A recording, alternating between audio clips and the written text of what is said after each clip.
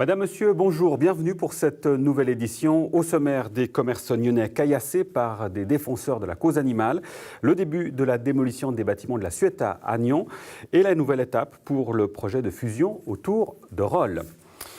C'était dans la nuit de dimanche à lundi. Les vitrines de 3 commerces nyonnais ont été caillassées, 2 boucheries ainsi que le McDonald's du centre-ville. Tous les regards sont tournés vers des militants antispécistes. Florian Cavalieri. Oui, effectivement, plusieurs commerces de bouche ont été victimes de vandalisme, semblerait-il par des militants antispécistes, chose que la municipalité condamne avec force. Cette action a-t-elle été revendiquée ? Écoutez, pas officiellement, mais au vu des inscriptions et des commerces touchés, on est dans la droite ligne de ce qui s'est passé à Genève avec le caillassage et le vandalisme de boucheries et de commerces de bouche. Donc voilà, je pense qu'il s'agit clairement de militants antispécistes qui font beaucoup parler d'eux en ce moment, avec des méthodes que nous réprimons. Nous n'adhérons pas à cette manière de faire. Il n'y a pas de bonnes causes sur lesquelles on communique avec ce type d'action et tout notre soutien, encore une fois, aux commerçants. La nouvelle municipalité de Nyon est en fonction depuis 2 ans déjà. L'an dernier, elle dévoilait son programme de législature, l'occasion aujourd'hui de faire le bilan intermédiaire de son action. Un premier bilan que l'exécutif juge satisfaisant. Florian Cavalieri. Oui, si on regarde le bilan de ce qui a été fait depuis le début de la législature, qui a débuté en juillet 2016, on peut constater qu'il y a quand même pas mal d'avancées significatives, qu'on est dans la bonne direction, qu'il y a une belle dynamique et puis une collégialité remarquable au sein de l'exécutif. Il y a un an, vous présentiez le programme de législature, notamment avec 5 projets emblématiques et une trentaine de projets prioritaires. Qu'en est-il ? Alors c'est clair que la ville de Nyon est face à des enjeux majeurs, notamment au niveau du logement et de la mobilité, que ces enjeux se reflètent dans plein d'autres domaines par rapport au développement économique de la ville ou à la vitalité économique du centre-ville. Un autre élément majeur, c'est également l'aménagement de l'espace public. Il faut que le cadre de vie à Nyon soit agréable, qu'on puisse s'y sentir bien, qu'on favorise les rencontres et la convivialité.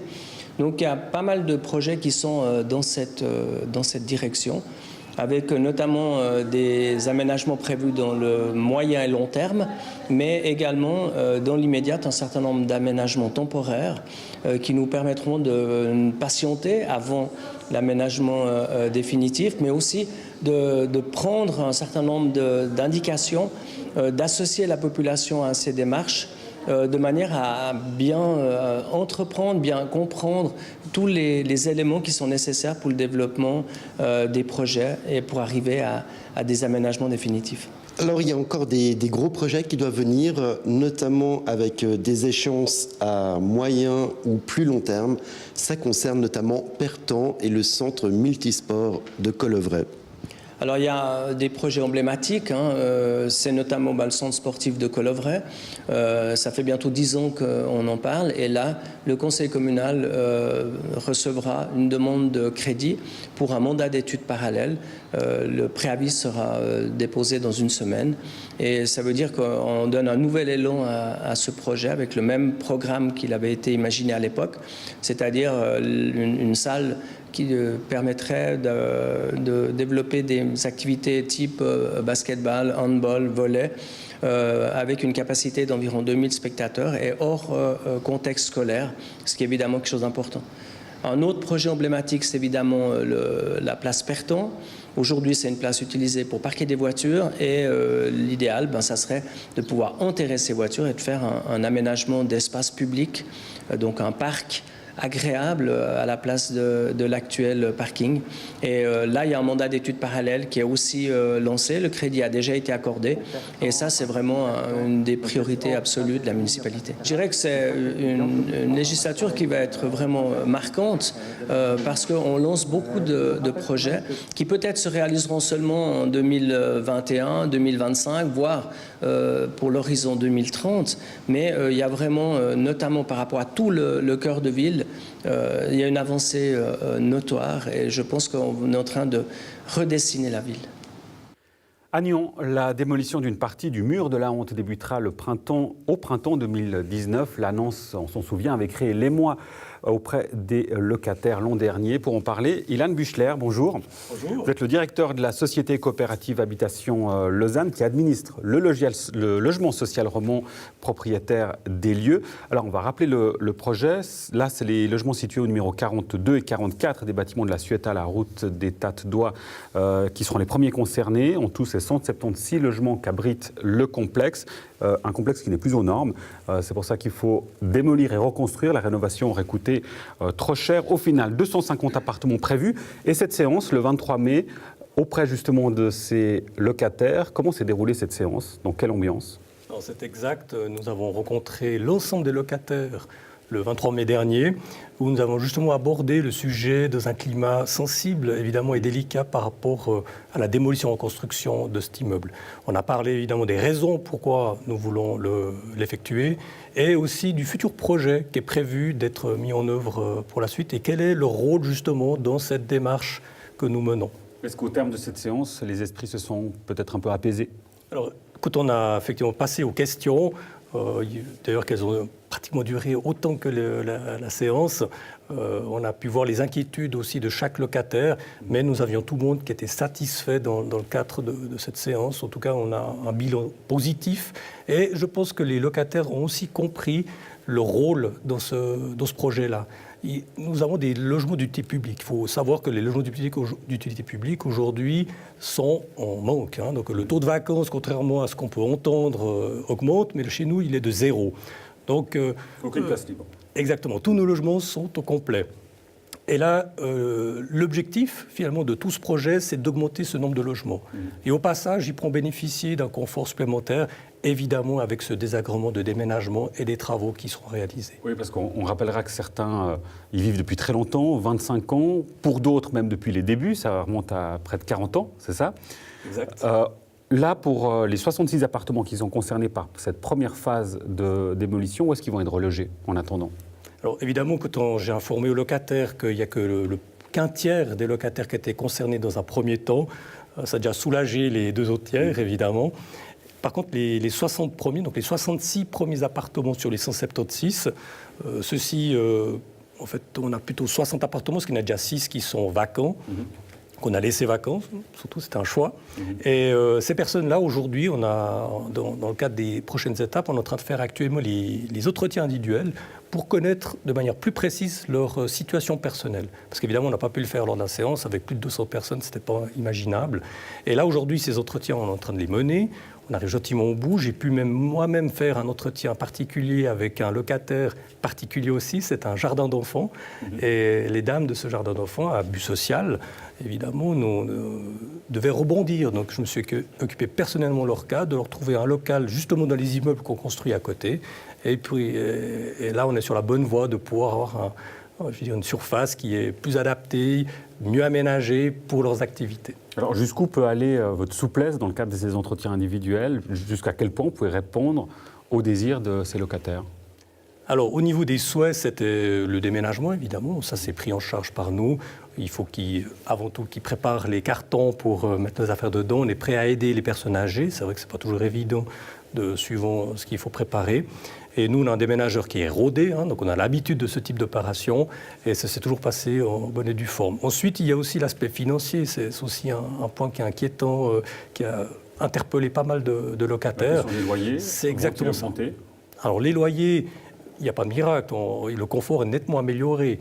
Donc pour une surface plus grande, évidemment, le loyer est plus élevé. Par contre, pour le prix au mètre carré, pour la même surface, il est identique. Je prends un exemple.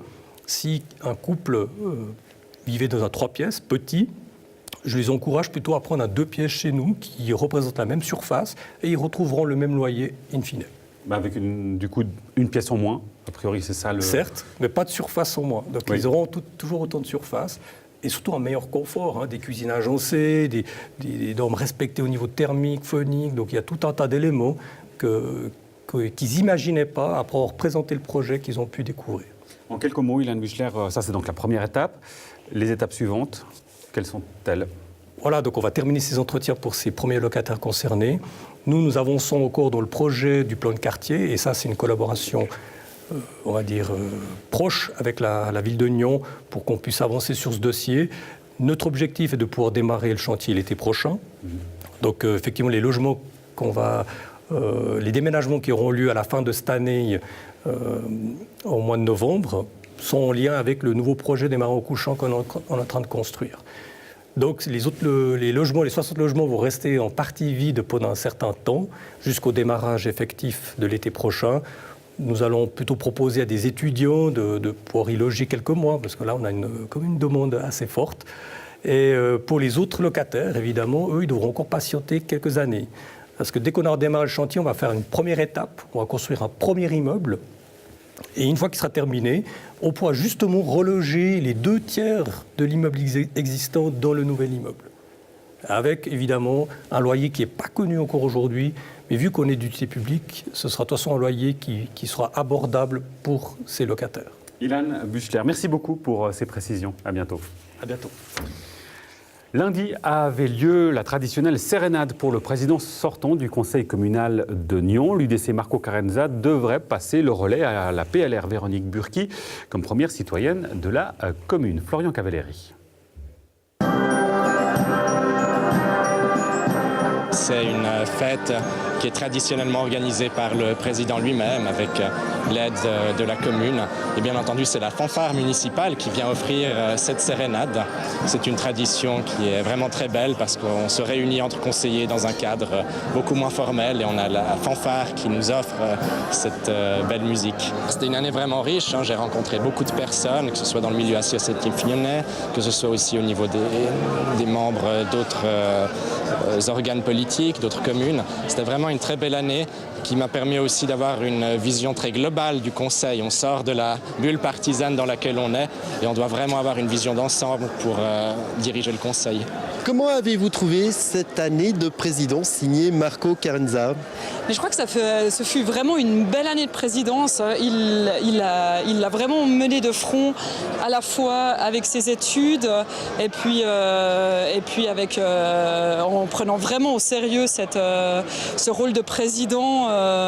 Vraiment, il l'a très très bien assuré en le prenant vraiment avec sérieux, bravoure et grande légitimité. Est-ce que c'est dur d'avoir un président du conseil communal quand soi-même on est conseillère communale et maire du président du conseil? Pas du tout. Tout simplement, quand je m'adressais au président, c'était mon fils, mais en fait, non, ça ne change pas grand-chose. À la maison, c'est Marco, c'est mon garçon. Et à la maison, c'est vous la présidente? Et moi, je suis la présidente de la maison, exactement. Marco Carenza était votre successeur à la baguette du conseil communal. Comment avez-vous trouvé cette année de présidence? Alors, je trouve qu'il a fait une très bonne année de présidence. Il a extrêmement bien préparé ses séances. Donc, il savait toujours comment répondre. Et je trouve qu'il a fait ça très bien. Vraiment, je suis... Chapeau. C'est vous qui êtes pressenti pour reprendre l'irène du conseil communal nyonnais. Si le législatif l'accepte, quel va être votre style ? Alors, écoutez, je vais essayer de ne pas être trop olé, c'est ce à quoi tout le monde s'attend. Je vais essayer d'être quand même très sérieuse et puis d'essayer de mener à bien tous les débats et de ne pas trop me planter. C'est au moins ce que j'espère. Moi, c'est quelqu'un que j'apprécie énormément. Marco a pu montrer en une année de présidence qu'il est extrêmement performant, extrêmement au clair avec le règlement du Conseil. Il a su gérer ça d'une main de maître, comme il a géré ce soir la fanfare municipale sur le thème de Game of Thrones. En fait, c'était un clin d'œil à un article de La Côte qui avait paru au moment où j'étais élu président. On m'avait demandé mes hobbies et j'ai dit que voilà, j'étais un grand fan de la série télévisée Game of Thrones. J'avais aussi dit que c'était une manière un peu plus hard de faire de la politique et c'est resté. Du coup, je me suis dit pour, on va dire, boucler la boucle, on va faire cette petite référence dans le cadre de la fanfare.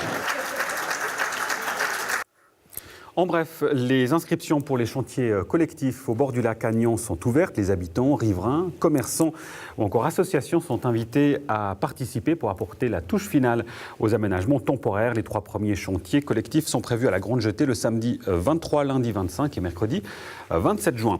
Et vous annoncez aussi que les nouveaux vélos en libre service sont disponibles depuis hier, mercredi, en collaboration avec le Conseil régional. La société Publibike met à disposition son réseau composé de 12 stations et 130 vélos de nouvelle génération. La moitié d'entre eux sont électriques. Je vous le disais en titre, la nouvelle étape franchie à présent pour le projet de fusion des communes de Rolle, Essertines-sur-Rolle et Tartenien. Les 10 groupes de travail qui ont étudié les modalités de cette fusion sont arrivés au terme de leur réflexion et le nom de Rolle est proposé pour la fusion. Avec nous, Olivier Mayor, bonjour.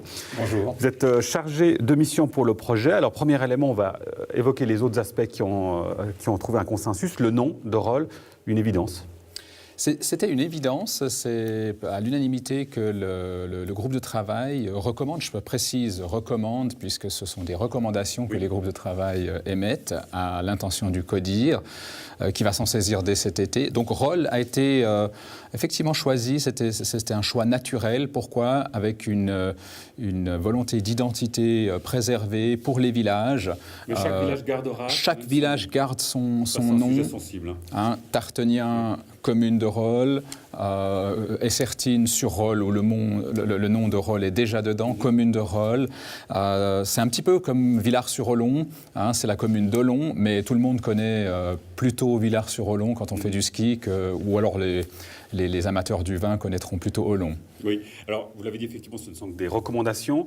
Il y a un rapport de synthèse qui sera présenté aux habitants, c'est en novembre. Oui, c'est en novembre, effectivement. Et après, il y a d'autres étapes. On est encore loin de la finalité, évidemment. En quelques mots, les étapes. Écoutez, alors, il y a une étape, effectivement, que vous venez de mentionner au mois de novembre, où on va vraiment faire la synthèse de l'ensemble des choses qu'on a entendues et écrites, de toutes ces recommandations. Le comité directeur va se positionner. S'il est en convergence, hop, ça va dans le rapport de synthèse. S'il est en divergence, eh bien, il va rencontrer le groupe de travail pour mieux comprendre, voire donner ses explications.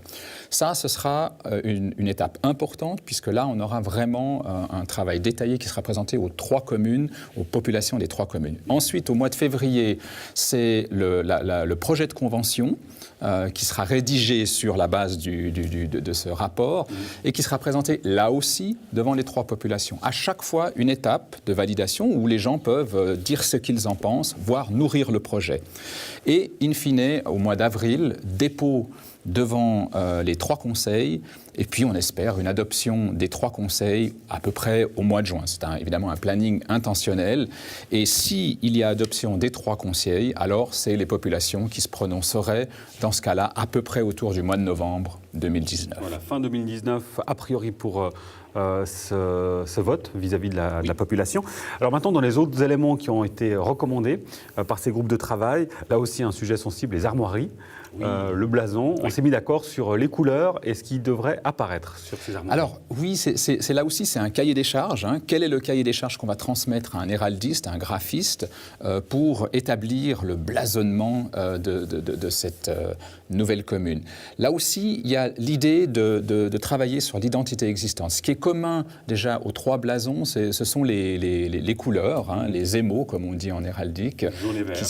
Jaune et vert, ou d'or et de sinople, c'est quand même plus élégant et plus joli. Plus joli, je vous le concède, effectivement. Voilà. Et puis ensuite, il y a des éléments, le groupe de travail souhaitait qu'il y ait des éléments qui rappellent la particularité de ce territoire réuni, à savoir la grappe pour le vignoble très important, très présent dans les 3 communes, ainsi que le blé pour la campagne qui illustre la présence d'Essertines dans cette commune. Et sur le plan politique, la composition de l'exécutif et du législatif. Là, le groupe de travail 1, qui s'occupe justement de ces questions-là, préconise 7 municipaux, et pour le législatif, pour l'Assemblée délibérante, plutôt 65 conseillers communaux. Voilà. Et on sait évidemment, Olivier Mayor, que ce sont des sujets qui sont de manière générale sensibles. Il y a des projets de fusion qui fonctionnent, mais beaucoup qui capotent.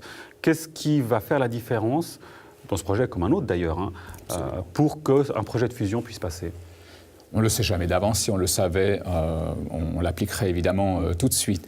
Non, il me semble qu'il y a une chose, quel que soit le projet, même si les gens décidaient in fine de dire non, ce que je ne souhaite pas pour la beauté du projet et l'intelligence du projet, ce qui est important, c'est que les gens puissent prendre leurs décisions en toute connaissance de cause. Et c'est pour ça que cette démarche quasi participative, où à tout moment, on informe de l'avancement du projet, on renseigne le projet. Et évidemment, plus on arrive à la fin, il restera plus qu'une décision à prendre, oui ou non. Effectivement. Voilà. Et ça, ce sont les habitants de ces trois communes qui auront évidemment le dernier mot. Merci, Olivier Maillard. Merci à vous. Les citoyens de Mie et de Tannay ont accepté dimanche le principe de la construction d'un nouveau port intercommunal lors d'un vote consultatif. Mais tout reste encore à faire puisqu'il faudra désormais se mettre d'accord sur un projet définitif. Retour sur cette journée de votation consultative avec Florian Cavalleri.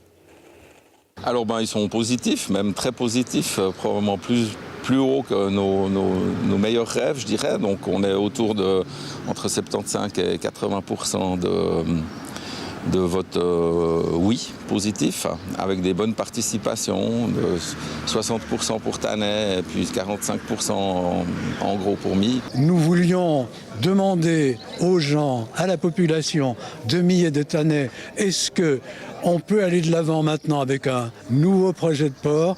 Et je crois que la réponse est claire. Au vu des résultats, on peut dire que c'est une grande satisfaction pour nous, puisque la population a compris que nous avions tenu compte des enseignements du passé, que l'on présente un projet de port qui tient compte de l'environnement, qui tient compte de la beauté des lieux et qui s'inscrit dans un contexte général de discussion autour de ce que devrait être cette zone portuaire entre Mie et Tannay. Tannay, c'est une collaboration entre les deux communes et nous en sommes très heureux. Mais évidemment, le travail ne fait que commencer. La prochaine étape, c'est déjà demain soir parce qu'on va se rencontrer avec le comité de pilotage conjoint Mie-Tannay, donc avec nos deux collègues municipaux de Tannay et puis les deux de Mie. Et puis on va un petit peu mettre ça en place. Alors évidemment, les prochaines étapes, c'est se lancer dans un avant-projet. Pour ça, il nous faudra des sous, donc il faudra passer par nos deux conseils respectifs. Et puis, une fois que cette étape sera passée, il faudra être dans le vrai avec l'élaboration de ces avant-projets, mise à l'enquête, et puis ensuite, projet définitif, si on continue sur cette voie, ce que j'espère être le cas. Après, c'est des votes surtout au niveau des conseils, avec des voies référendaires que tout le monde connaît. Et puis, c'est des mises à l'enquête avec des réactions qui vont probablement pas manquer de se manifester par rapport au projet lui-même. Donc, je dirais les voies démocratiques restent ouvertes. Et puis, ça aujourd'hui, c'est une première étape, mais importante dans tout le processus. C'est un grand ouf aujourd'hui. Oui, c'est un grand ouf parce que si ça avait été un oui un peu moins franc ou que ça avait été un non carrément de l'une ou des deux communes en même temps, ça aurait enterré tout le processus. Et puis là, je pense qu'on aurait mis longtemps pour reparler d'un port. Voilà, et pour poursuivre la discussion, j'ai le plaisir d'accueillir Guy Deria. Bonjour. Bonjour. Vice-syndic de Mie. En tout, il y a eu 19 projets d'agrandissement du port qui ont échoué depuis 1974. C'est dire l'importance de ce vote, même s'il est consultatif. J'imagine forcément un soulagement partagé aujourd'hui.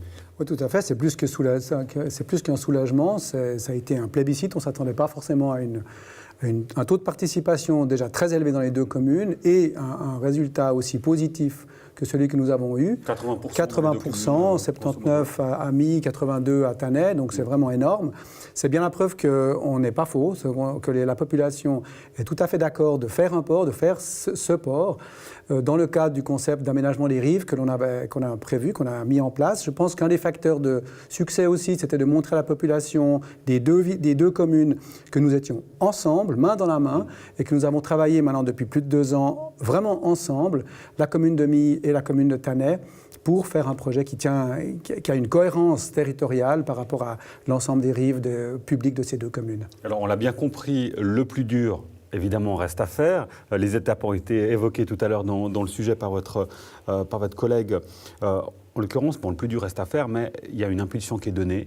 En termes, on va dire, de symbolique, c'est quelque chose de très important, ce qui s'est passé dimanche. Alors tout à fait, parce que maintenant on est clairement légitimé, on a la population derrière nous pour le concept qu'on a voulu créer, qu'on a voulu imaginer, on a la légitimité, et évidemment nous, ça nous donne un enthousiasme formidable, donc c'est du boulot, c'est clair, on va pas chômer. On s'est vu lundi soir dans le cadre du COPILAC, donc le comité de pilotage de ce projet.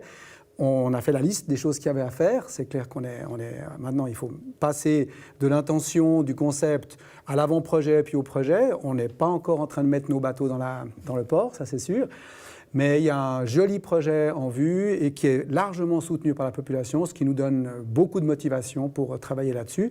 La première étape, ça va être d'ici la fin de cette année, on espère, de choisir un bureau d'études, un bureau spécialisé dans les renaturations de rivières, parce qu'il n'y a pas que le port, il y a aussi la renaturation du Tory et la construction de ports. On va essayer de le faire le plus rapidement possible pour être appuyé ensuite dans le cadre de l'élaboration d'un avant-projet en 2019, un avant-projet qui se transformera tranquillement en projet. Et si tout va bien, dans le meilleur des mondes, à quel moment est-ce qu'on pourra voir le résultat ? Alors, on a dans une première estimation très positive, très optimiste, comme on l'a été dimanche soir après ce vote, comme l'esprit dans lequel on est actuellement. On va continuer évidemment à travailler très fortement ensemble avec les populations. Ça a été une démarche participative, très transparente qu'on a mis en place. Je pense qu'à ce niveau-là, ça a plu à la population. On va continuer dans cet esprit. Et compte tenu de tout cela, ça prend probablement un tout petit peu plus de temps parce qu'on veut bien communiquer, on veut bien informer la population pour être sûr d'être dans le juste. Donc je dirais 2019, ça va être les avant-projets, projets. 2020, si tout va bien, qu'on n'a pas trop d'opposition, on espère qu'avec avec le vote qu'on a eu dimanche dernier, on n'en aura pas. Mais ça, c'est un rêve. On espère qu'en 2020, on pourra mettre la première pierre, commencer à construire. Ce n'est pas un énorme port, ce n'est pas un très grand port. 125 places, 130 places, ce n'est pas beaucoup.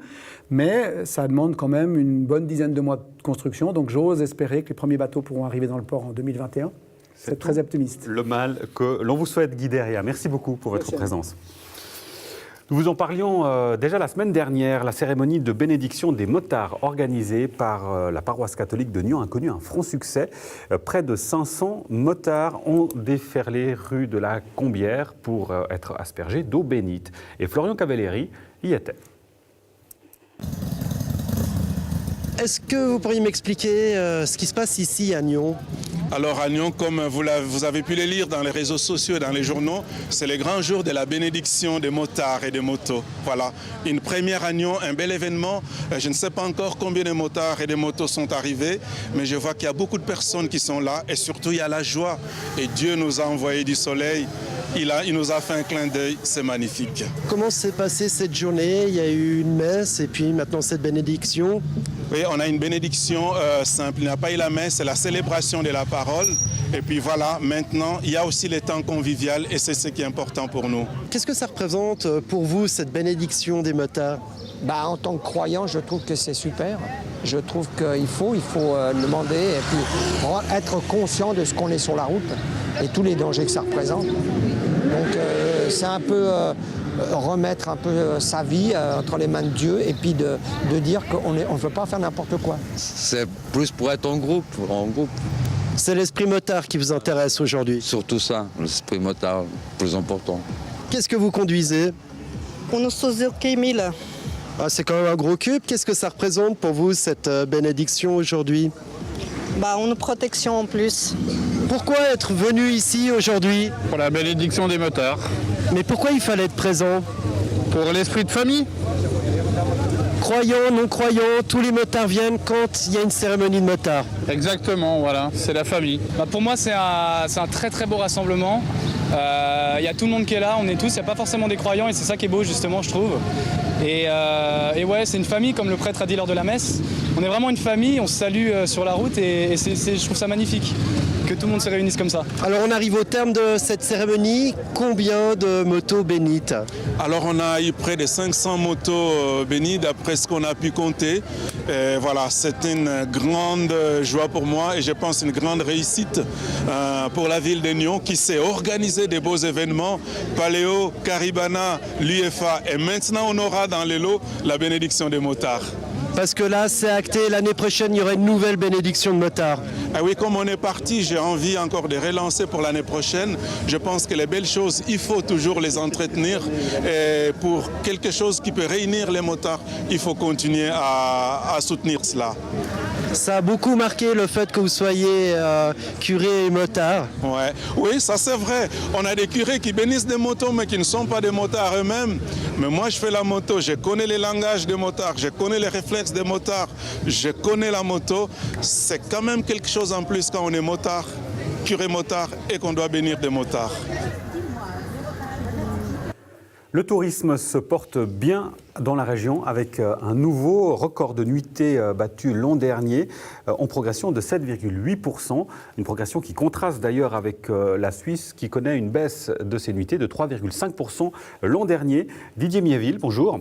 Bonjour. Directeur de Nyon Région Tourisme, vous teniez votre assemblée générale dernièrement sur l'année 2017 précisément. Qu'est-ce qui explique ce succès de la région en comparaison, je l'ai dit tout à l'heure, à la Suisse? Bon, on peut dire que le canton de Vaud, d'une manière générale, est un bon élève en Suisse et que la région de Nyon était un bon élève dans le canton de Vaud, ça c'est clair.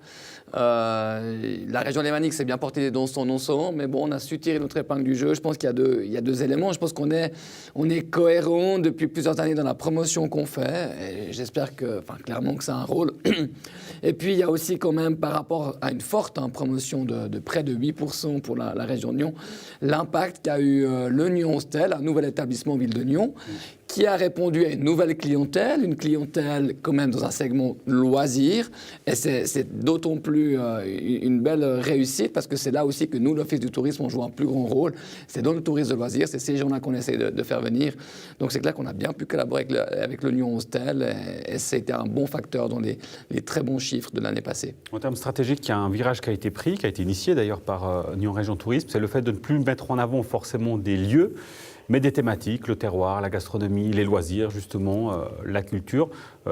Dans quelle mesure est-ce que vous pouvez dire que ça a eu un impact dans cette progression? Tout à fait, ce virage a été pris il y a maintenant 5-6 ans. Il a aussi été pris d'ailleurs dans le canton de Vaud, même s'il a été initié, il est vrai, par la région de Nyon.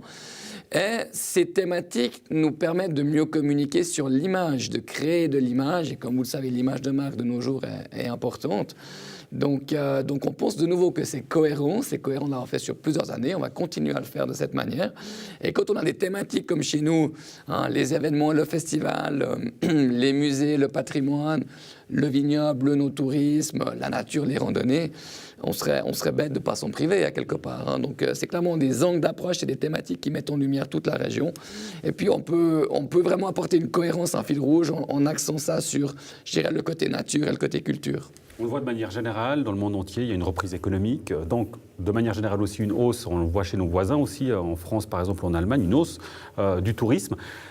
Est-ce qu'aujourd'hui, la région de Nyon est équipée en termes d'infrastructures et les défis à venir, à l'avenir, est-ce qu'il va falloir mettre à jour certaines infrastructures? Je pense que là...